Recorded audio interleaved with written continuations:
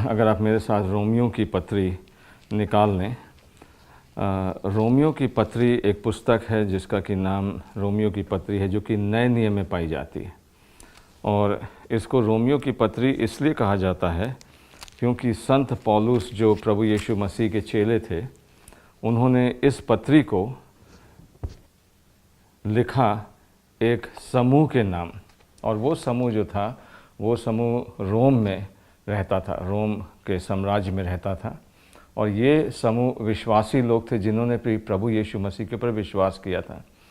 अब पौलुस जो कि प्रभु यीशु मसीह का दास था, वो इनको ये पत्री लिख रहा है। और इस पत्री का जो विशेष उद्देश्य है वो सुसमाचार को समझाना। सुसमाचार आखिर है क्या? हम बहुत बार इसको सुनते हैं, ये शब्द जो कि हम अंग्रेज़ी में प्रयोग करते हैं, जिसको कि हम बोलते हैं गॉस्पेल। सो ये गॉस्पेल या सुसमाचार है क्या? ये मसीही लोग जो कि यीशु मसीह के पीछे चलने वाले हैं, मैं ईसाई लोगों की बात नहीं कर रहा हूँ, पर मैं उन लोगों की बात कर रहा हूँ जो यीशु मसीह पे विश्वास करते हैं और जिन्होंने कि यीशु मसीह को अपने जीवन में ग्रहण किया है। मैं उनकी बात नहीं कर रहा हूँ जो कि कन्वर्ट हुए हैं, मैं उनकी बात कर रहा हूँ जिनका हृदय परिवर्तन यीशु मसीह के पवित्र आत्मा के द्वारा हुआ है। उन लोगों को ये पत्री पौलुस लिख रहे हैं। और पौलुस ये वही व्यक्ति थे जो पहले यीशु मसीह को बहुत सताते थे।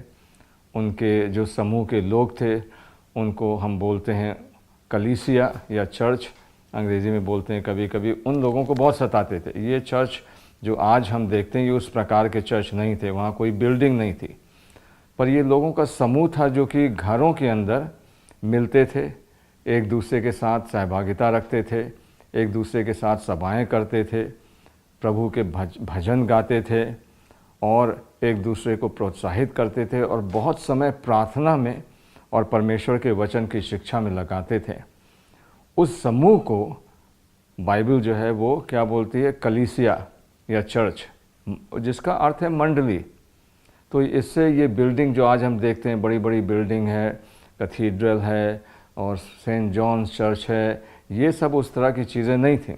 ये तो हमने बाद में उनको, जो ईसाई धर्म था उसने उनको परिवर्तित कर दिया, परंतु प्रभु यीशु मसीह के जो विश्वासी थे वो मंडली में रहते थे, सभा में एक दूसरे के साथ सहभागिता करते थे।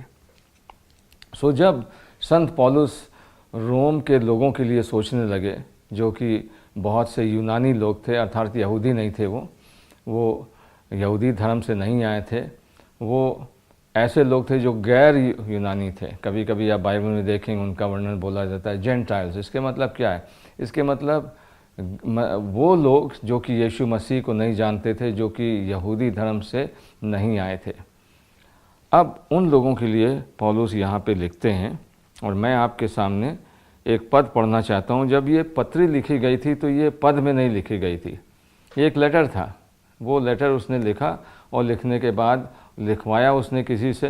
पौलुस, उस समय संत पौलुस साहब जो थे कैद में थे और कैद में जो रोमी साम्राज्य के सिपाही थे वो उनके साथ रहते थे और ये घर में कैद थे। ये जेल वाले, जैसे आज के ज़माने में जेल, उस तरीके से कैद नहीं थे, ये गृह कैद में थे और इनके एक हाथ में हथकड़ी रहती थी। तो जो इनके साथी लोग थे जब ये बोलते थे तो उसको लिखते थे। तो उसी प्रकार से ये पत्र लिखा गया और उसके बाद वहाँ से एक दौड़ाक होता था जो जाता था, पत्रवाहक होता था और जाके जहाँ पे भी ये पत्र देना होता था उस पत्र को हैंड डिलीवर, हाथ से दिया करता था। तो उसी प्रकार से ये पत्र दिया गया, परंतु हमारी समझ के लिए इसमें अध्याय बना दिए गए हैं और हर लाइन को पद में लिख दिया गया है। तो कभी कभी आप देखेंगे पढ़ने वाला बोलेगा पहला अध्याय उसका 16वां पद।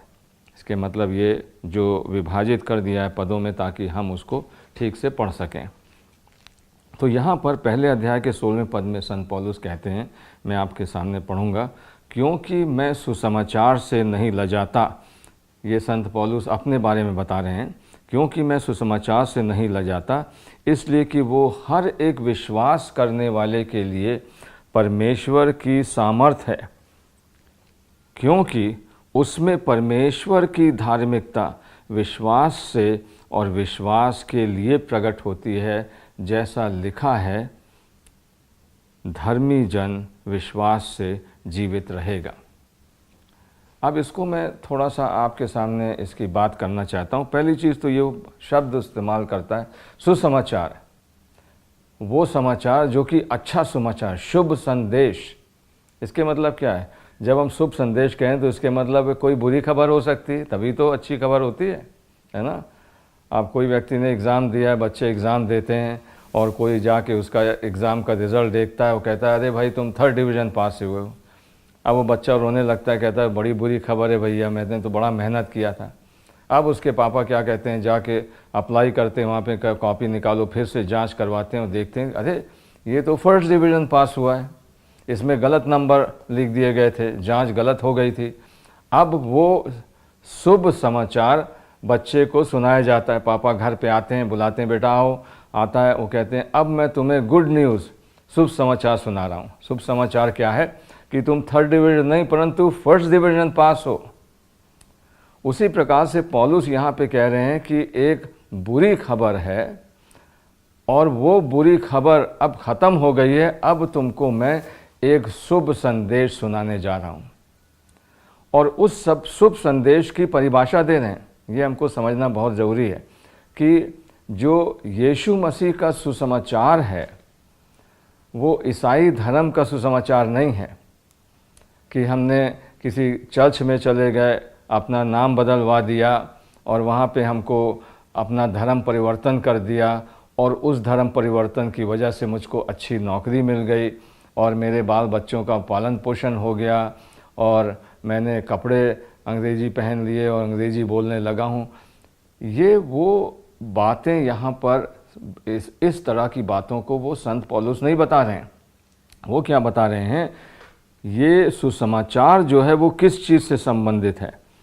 पहली चीज़ तो वो कहते हैं कि इसलिए कि वो हर एक विश्वास करने वाले के लिए। तो ये सुसमाचार किस चीज़ से संबंधित है? विश्वास से संबंधित है, धर्म से संबंधित नहीं है, अच्छे अच्छे काम करने से संबंधित नहीं है, दान पुण्य देने से संबंधित नहीं है, अपने कपड़ों को बदल देने से संबंधित नहीं है, कन्वर्जन से संबंधित नहीं है, धर्म परिवर्तन से संबंधित नहीं है। ये विश्वास का वचन है, पौलुस कहते हैं, संत पौलुस, जो कि हम तुमको सुनाते हैं। ये इसलिए बहुत आवश्यक है इसको समझना क्योंकि हमारे समाज में बहुत से लोग आएंगे, वो आपको गलत शिक्षा देंगे। गलत शिक्षा क्या है कि भैया अपना ये बदल लो, अपना वो बदल लो और ऐसे कर लो, यहाँ पे अपना नाम लिखा लो, ये चंदा दे दो, ये पैसा दे दो, यहाँ पे कर दो। हर प्रकार के जो सोसाइटी है, समाज में, उसमें जो विश्वास हैं लोगों के अलग अलग, उसके अनुसार वो आपको प्रथाओं को बताएंगे। प्रथा नंबर 1 ये है, पहले तुम ये करो, प्रथा नंबर 2 है ये करो। उसके बाद जब तुम्हारा परिवर्तन हो जाएगा, कौन सा परिवर्तन? धर्म का परिवर्तन हो जाएगा, ये उसकी बात नहीं कर रहा है। ये क्या कर रहा है अभी हम देखेंगे। पहली चीज़ किस चीज़ से संबंधित है? विश्वास से संबंधित है। अब ये विश्वास जो शब्द है, ये किस प्रकार का विश्वास है, ये उसको एक्सप्लेन करता है। और यदि आप 17वें 16वें पद में यहाँ देखेंगे, ये कहता है ये विश्वास कौन सा है? सब के लिए है, चाहे वो यहूदी हो, यूनानी हो, काला हो, गोरा हो, किसी भी धर्म का क्यों ना हो, किसी भी जाति का क्यों ना हो, किसी भी समाज का क्यों ना हो, ये सब के लिए है। यदि आप यीशु दरबार आएंगे तो यीशु दरबार में इस बात की शिक्षा दी जाती है कि यीशु मसीह है सबका मुक्ति दिलाने आया। वो किसी विशेष जाति, किसी विशेष समूह, किसी विशेष धर्म, किसी विशेष रंग के लोगों का, देश के लोगों का, किसी का नहीं है। और आप बार बार वहाँ पे सुनेंगे बाबा जी को बोलते हुए कि हम ईसाई नहीं हैं। ये बहुत ज़रूरी चीज़ है समझना। यीशु मसीह ना कभी ईसाई था और ना कभी होगा। वो मिडिल ईस्ट में पैदा हुआ था, अमेरिका में और इंग्लैंड में और यूरोप में, वहाँ पैदा नहीं हुआ था वो। और न वहाँ की भाषा बोलता था, ना वहाँ का रंग रूप था उसका। और वो यहूदी समाज में, यहूदी जाति में पैदा हुआ था, वो यहूदी था। और क्योंकि यीशु मसीह यहूदी था, इसलिए वो ईसाई धर्म की संस्थापना करने के लिए नहीं आया था। ये समझना बहुत ज़रूरी है। यीशु मसीह का ईसाई धर्म से कोई संबंध नहीं है। अब आप यीशु मसीह को ब्रांड बना लीजिए, है ना, टूथपेस्ट का ये ब्रांड होता है, जूते की पॉलिश का ये ब्रांड होता है, अलग अलग ब्रांड, और लोग कहते हैं भाई ये इस ब्रांड का है। उसी प्रकार से लोगों ने क्या किया, यीशु मसीह को ब्रांड में दे दिया। कोई कहता है कि ये मेथोडिस्ट का है, कोई रोमन कैथलिक का है, कोई प्रेस्बिटेरियन का है, कोई एंग्लिकन का है, कोई किसी भी समूह का है। ये परमेश्वर के वचन की शिक्षा बाइबल में आपको नहीं मिलेगी, कहीं भी बाइबल नहीं मिलेगी, क्योंकि यीशु मसीह है सबका मुक्ति दिलाने आया। और यहाँ पे संत पौलुस यही कह रहे हैं कि हर एक विश्वास करने वाले के लिए, टू ऑल हु बिलीव्स, एक भी व्यक्ति उससे वंचित नहीं हो सकता है। हर व्यक्ति के लिए है ये, चाहे कोई भी क्यों ना हो, चाहे किसी भी समाज का क्यों ना हो, हर एक व्यक्ति के लिए क्या है। अब 17वें पद में हम देखते हैं ये सुसमाचार जो है इसमें है क्या, इसके गुण क्या है, इसकी क्वालिटी क्या है, ये किस चीज़ का बना है। हम जब कहीं बाज़ार में जाते हैं तो हमको किसी चीज़ को ख़रीदते हैं तो हम उसका गुण पता करने की कोशिश करें, भैया इसकी क्वालिटी क्या है, मेक क्या है, प्लास्टिक का बना है, लोहे का बना है, इसकी ताकत क्या है, टूटेगा तो नहीं, कितने साल तक चलेगा, क्या काम है। तो सबसे पहले पौलुस उसी प्रकार से इस विश्वास के सुसमाचार के गुण को बताते हैं। और वो गुण क्या है, यदि आप देखेंगे तो यहाँ पे लिखा है क्योंकि उसमें परमेश्वर की धार्मिकता। अब आगे हम इसको पढ़ेंगे, समझेंगे, इसके ऊपर मैं और बोलूँगा आपको। और दूसरा एक और भाग है, आप उसको सुनेंगे, उसमें हम इसको और डिटेल में और विस्तार पूर्वक आपको बताएंगे। पर यहाँ पे जो शब्द है, जो फ्रेज़ है, वो है परमेश्वर की धार्मिकता। इसको हमको समझना बहुत ज़रूरी है। इसके मतलब क्या है, धार्मिकता बहुत प्रकार की होती है। कहीं भी आप चले जाइए, अलग अलग जाति में, अलग अलग देशों में, अलग अलग धर्म रीति रिवाजों में धार्मिकता अलग अलग प्रकार से समझाई जाती है।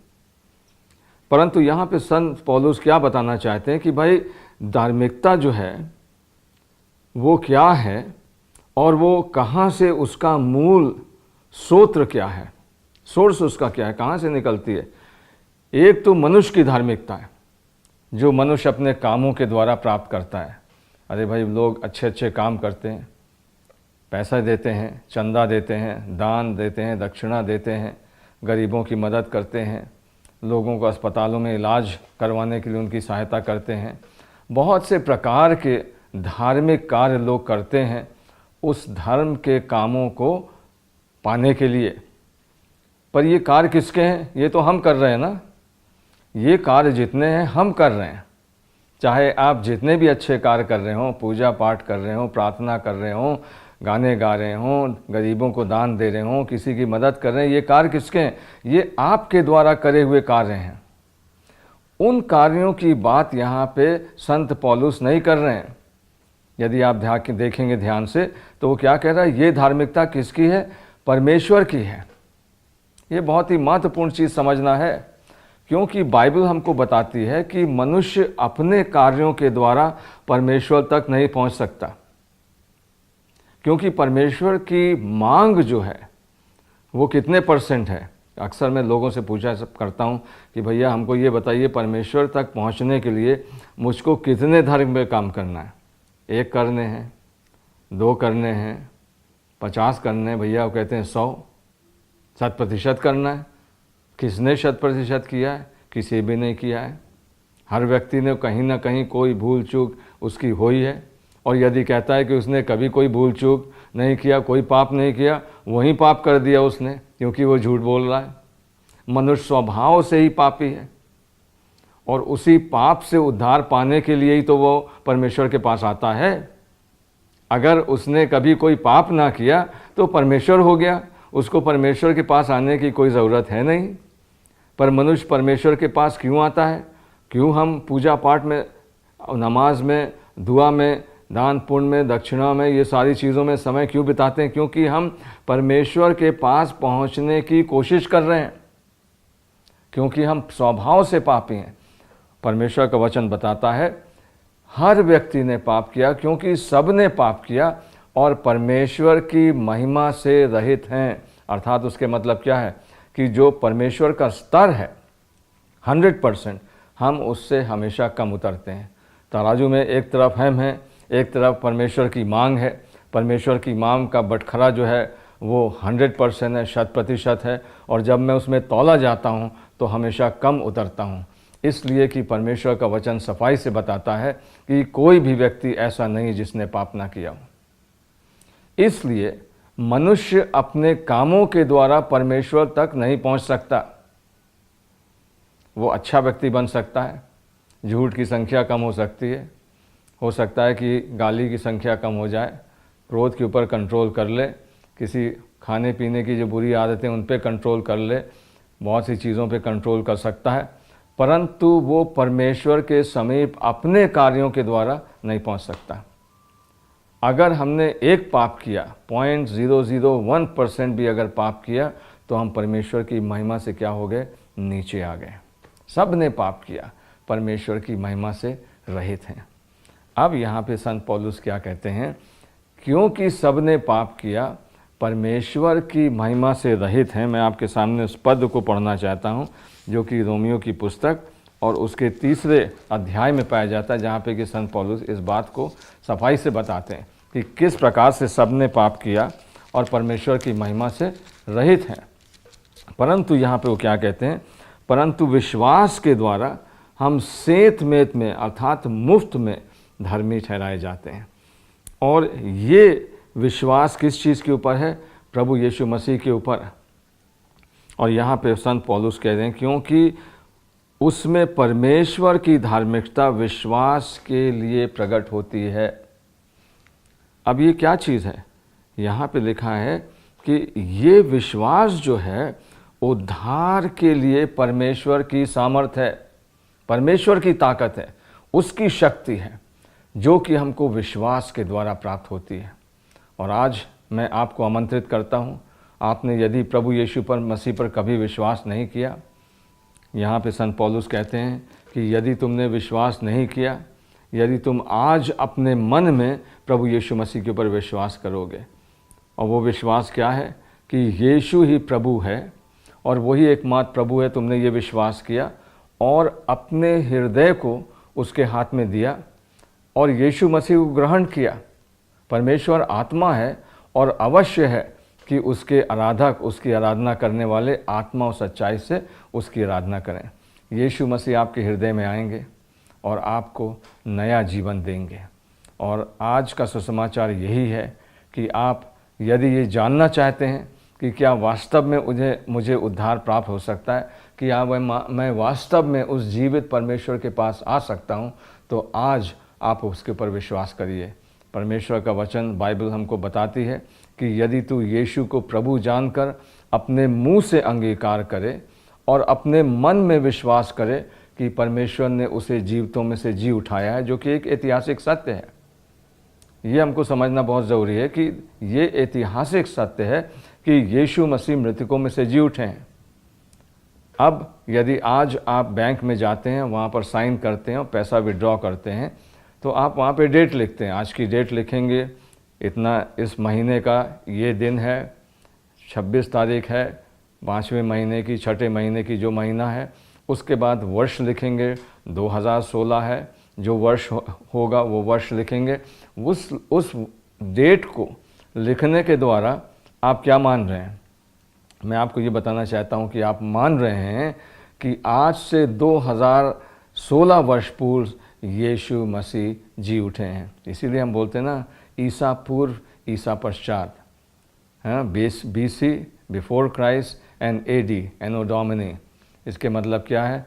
यीशु मसीह के राज्य का आरंभ, क्योंकि वो जीवित हुए। ऐतिहासिक सत्य है ये केवल बाइबल में ही नहीं पाया जाता, बल्कि उस समय के इतिहास की पुस्तक जो लोग यीशु मसीह को नहीं जानते थे उन्होंने लिखी। सो ये यीशु मसीह जो कि ईसाई नहीं है, ना ईसाई समाज को बनाने के लिए आया, वो आज जीवित है। और यदि आप उसको टेस्ट करना चाहते हैं, ठीक है, कोई चीज़ आप साइंस जैसे करते हैं तो उसमें लैब में ले जाके टेस्ट करते हैं ना, उसी प्रकार अपने हृदय के लैब में आप इसको टेस्ट कर लीजिए। आज आप मेरी बात मान लीजिए और यीशु मसीह से प्रार्थना करिए और यीशु मसीह से कहिए, हे प्रभु, मैं तुझको अपना प्रभु मानता हूँ, अपना परमेश्वर मानता हूँ, तो मेरे हृदय में आ और मैं ये विश्वास करता हूँ कि तू मृतकों में से जी उठा है और परमेश्वर का वचन बाइबल बताती है कि आप निश्चय उद्धार पाएंगे। अर्थात क्या है, परमेश्वर की सामर्थ आपके अंदर आएगी, आपको पापों की क्षमा प्राप्त होगी और यीशु मसीह आपके अंदर आकर वास करेंगे। उसका प्रभाव क्या होगा, आप यदि किसी दूसरे व्यक्ति के लिए प्रार्थना करेंगे, जो बीमार है वो क्या हो जाएगा, वो चंगा हो जाएगा। उससे क्या पता चलेगा आपको कि आपके पास परमेश्वर ने आपको सामर्थ दी है। ये कोई झड़ाई फुकाई नहीं है, ये कोई जादू टोना नहीं है, परंतु ये जीवन की वास्तविकता है।